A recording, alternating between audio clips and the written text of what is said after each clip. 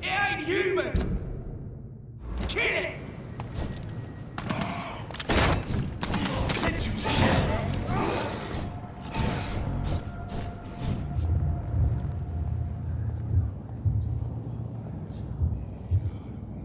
You must prepare, child, for the earth is bleeding and the harvest is upon us. Stay away, whoever you are. This is no time for petty quarrels, my champion. Can you not hear? The famished queen has awoken.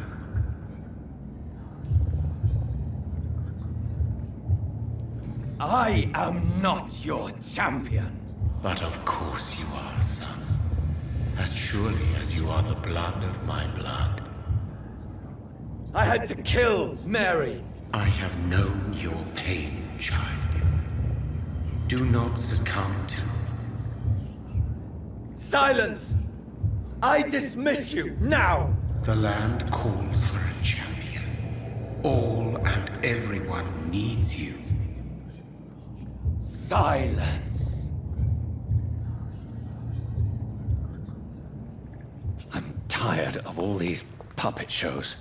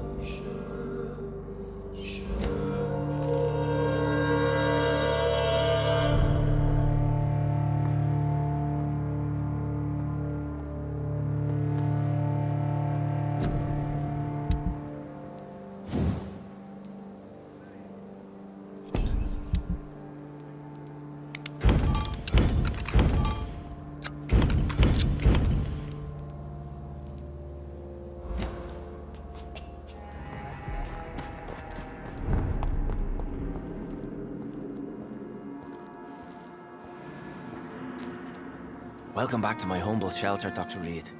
Are you here to subdue me again? No, Sean. I just came by to see how you are. I feel all right. Why'd you ask? Are you still feeding on corpses? No.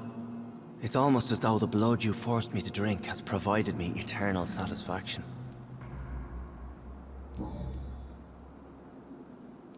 Would you let me listen to your chest, Sean? No, Dr. Reed. You already forced me to drink your blood, and I thank you for that, for I feel better now. But it was quite an unpleasant experience. It would help me greatly if you would allow me to give you a physical examination. I said no. I'm no subject of medical examination, and I intend only to obey and to kneel before God.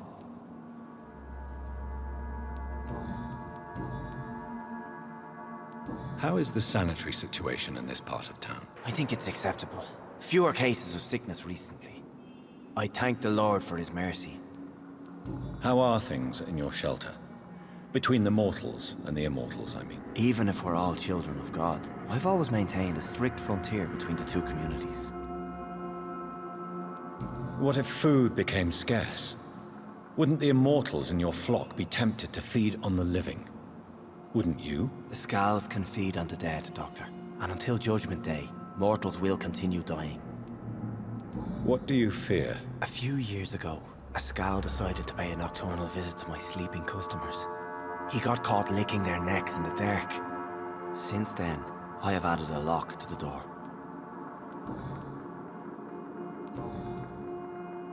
Farewell, Sean. Take good care of your flock, and of yourself. Watch out, boys! All of you bloody leeches need killing!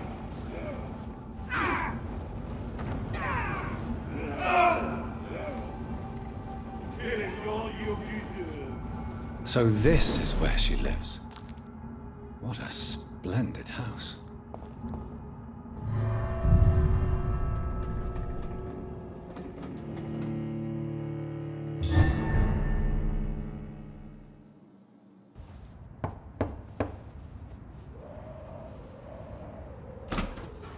Dr. Reed, welcome.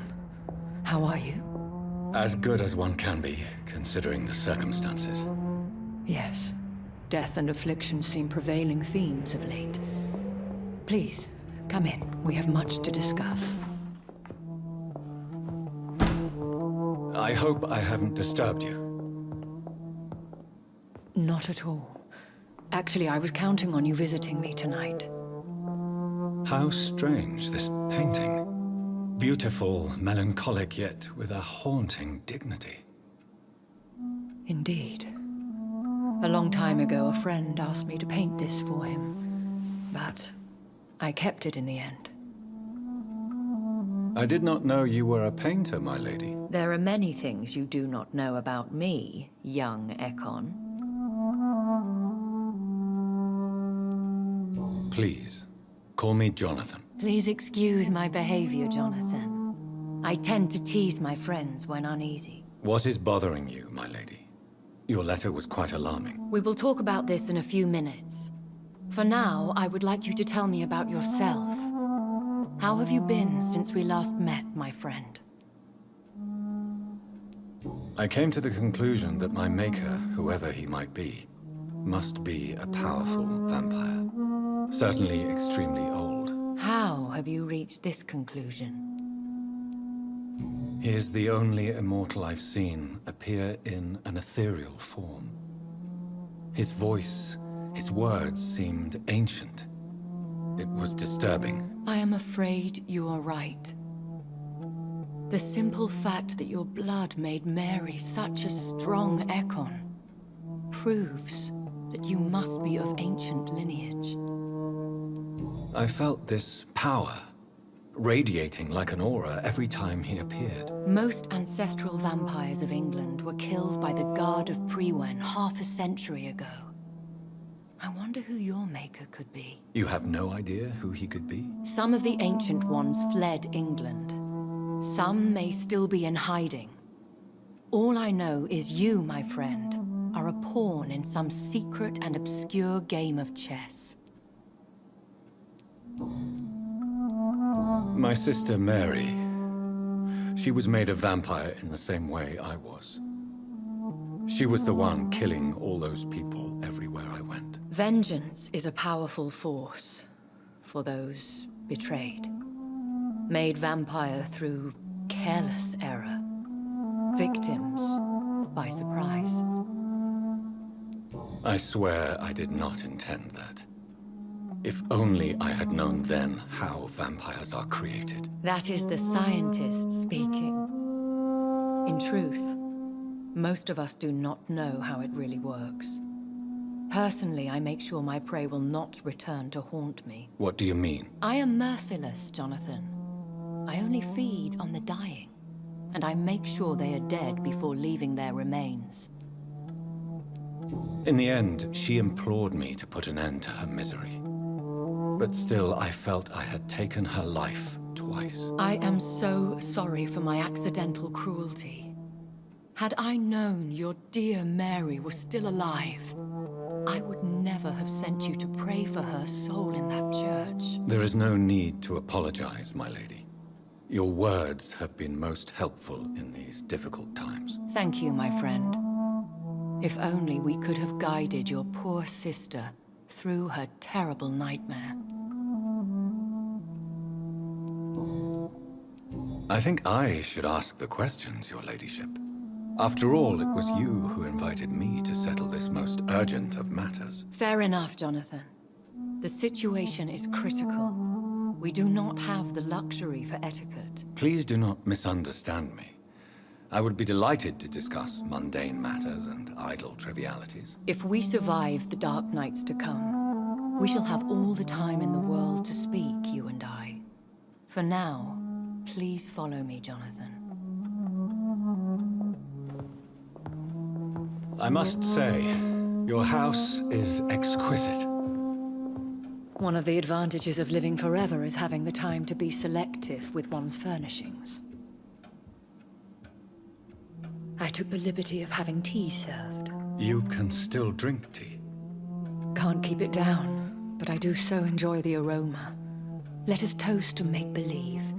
And of course to your health, Jonathan. And to yours, my lady.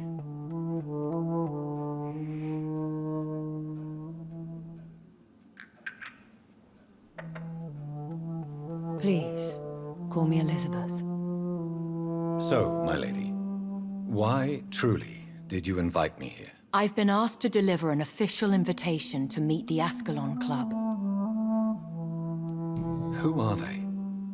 Really? They are the embodiment of vampire law in Britain. Some say they influence the destiny of the Empire. Some believe they merely protect it. How many are they? Only a small number of powerful and deceitful immortals. All of them entangled in a sticky web of shadow cabinets, influencing trade. Will they fight the guard of Priwen? I doubt it. Fergal was Lord Redgrave's executioner forever and a day. By defeating that beast, you deprived them of a powerful weapon. Why use you to contact me? Because they know we are close. The Ascalon Club has cabinet spies. Their main occupation is gathering information and then deciding how to use it. Have they threatened you in any way? Not at all. Their message surprised me at first, but it is only logical, considering the critical situation in London. Why not ask for your help? Since you are obviously a powerful and influential immortal yourself. You have to understand that I am invisible to the eyes of Ascalon, for I am a woman. That suits me well, as long as they leave me alone. Should I trust them? Of course not. Do not misunderstand me. They can be very useful, but I believe their long-term goals differ from yours. Why meet them then? Because nothing truly important can be achieved in this city without their consent. They could be powerful allies in this current situation. Should I lie to them? We all lie, Jonathan. It falls to you to choose your behavior. The most important rule is to show them due respect. They have done nothing but impede my investigations since I became known to them. Why would they want to see me now? I guess they now see you as Ascalon material. They must have found out what happened to your sister. Proof of the potent blood flowing through your veins. I'm not sure I can accept their invitation. I have seen their handiwork. How Fergal the Beast imposed the club's law. You have no choice, Jonathan. Even I would not openly defy Lord Redgrave, the chairman of the Ascalon Club. What can you tell me about Lord Redgrave? Who is he? Lord Redgrave is the founder and chairman of the Ascalon Club. Most mortals know him as the Earl of Bristol. He is rich and extremely influential. Have you met him? Only on rare occasions, for he never goes outside the club. And women are not awarded membership, even immortals. How old is he? How long has he been a vampire? Lord Redgrave claims to be the progeny of William Marshall, the most valiant knight who ever lived. If that is true, he could be very old. How powerful is his reach? The Ascalon Club may be the most influential secret society in England. Not all its members are immortals, but they are all very powerful. They are not all immortals. How is that? The club is mainly comprised of political figures who seek the safety and expansion of the Empire. The most loyal are awarded immortality. Any familiar or famous names? As the richest, most relentless British tycoon, Aloysius Dawson is considered ideal Ascalon material and has been watched for years. If you are convinced I must meet him, I will heed your advice. Thank you, Jonathan. I understand your reluctance to brush shoulders with London's vampire elite. But we have no choice. Is the situation that critical? Yes. The Guard of Prewen has called for a second great hunt of our kind, and they will stop at nothing to eliminate us. Will the Guard of Prewen and the Ascalon Club fight each other? I doubt it. If Prewen really launched a great hunt, I think most of the Econs I know would flee the country to escape the bloodbath. I think I saw them kill an Econ on the way to your house. They seem to have a list with names. To launch another great hunt, they must have collected intelligence on vampire identities and whereabouts. They are a resourceful lot. Should we fight back? I will not be hunted down like an animal again. I admire your courage, Jonathan. But the best way to fight them is to put an end to the epidemic. This is the only way to clear the air. What is a great hunt? The first great hunt was launched about 75 years ago. In just a few nights, the Guard of Prewen located and destroyed most of the old British vampires. Why start a second one? Prewen has always seen us immortals as a threat to mankind. My guess is they suspect one or more of us is the cause of the epidemic. How did you survive the first hunt? I fled, Jonathan. Like most vampires who survived that slaughter. And I secretly came back when I was sure they had lost my trail. You should flee then.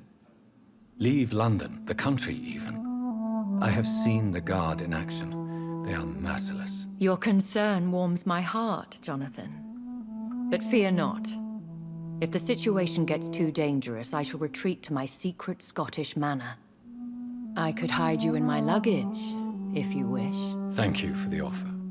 I shall keep it in mind, but I have much to do here. There is a question I must ask you. Could Lord Redgrave be my maker? I doubt it. If Lord Redgrave had made you his progeny, he would not have seemed so surprised when you demonstrated the strength of your lineage. What is the plan? The plan is we both try to save this city, you and I. Go to Ascalon, accept their proposition, and use their influence to promote your agenda. How can I save London? The epidemic is the priority. You must find its origin and put an end to it. This is the best way to solve the crisis. What will you do? I still have contacts and old friends in this town. I shall make some inquiries and attempt to learn more of the situation. We need clarity. Will I ever discover the identity of my maker? Maybe not, Jonathan. We know for sure you were made by a powerful vampire, but most of those fled England long ago. Please forgive my bluntness, But I have to ask, was it you? Did you make me? Oh, Jonathan. I know you shall always have a gnawing doubt about who made you an immortal. But I swear, I had nothing to do with it. You have no idea at all? You seem to know so many things about the secrets of the vampire underworld. Even if I had my suspicions, I would not dare give you a name so soon. All I can say is this. I will make inquiries and keep you informed. One day soon, I will have to find the answer to this mystery. And I shall help you in your research, I promise. For now, you must go to the Ascalon Club and play their game. Will I see you again at the Pembroke Hospital? No, you will find me here if you need me. I shall conduct inquiries alone, and we can then share our discoveries. Will you not visit Pembroke again? No. I must remain discreet and avoid attracting attention to Pembroke Hospital for the time being. But how will you sustain yourself? I shall not, Jonathan. Fear not. I'm used to it. When will we meet again? As soon as you meet Lord Redgrave, I suppose. Fear not, my dear. I shall only be a heart's beat away. I want to thank you for all your support and your help, my lady. Could you do me a last great favor and call me Elizabeth? I should be honored, my lady. Then it is settled. Finally, some good news in these dark hours. Thank you. I appreciate the advice. I had best prepare myself to meet this Lord Redgrave now. How thrilling to meet the Earl of Bristol in the flesh, so to speak. Something tells me you're not very keen on the man. Don't get me wrong. The gentlemen of the Ascalon Club are honorable, but their attitude and opinions are somewhat antiquated. I see. As long as they deny access to female applicants, I will leave them to their antediluvian considerations as to the natural order of things. Jonathan, promise me you'll be careful. Of course. But why the fear in your voice? Look at me, Jonathan. I am. I mean, really look at me, young Ekon.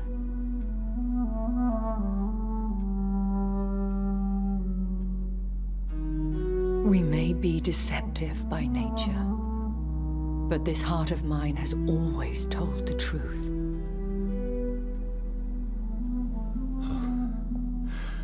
Elizabeth. Go, my friend. But come back to me soon.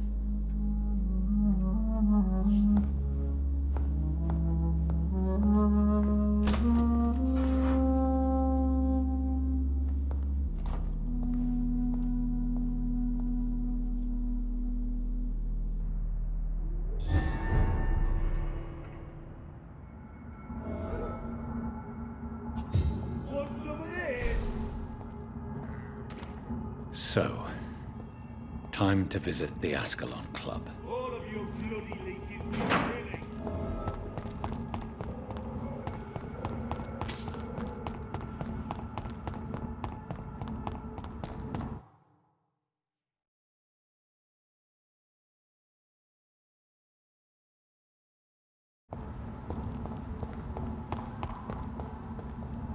It's locked, all right.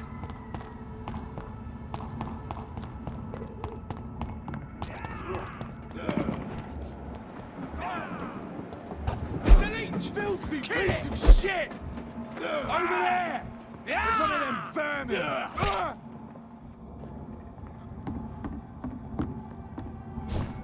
How dare you interfere with my hunt!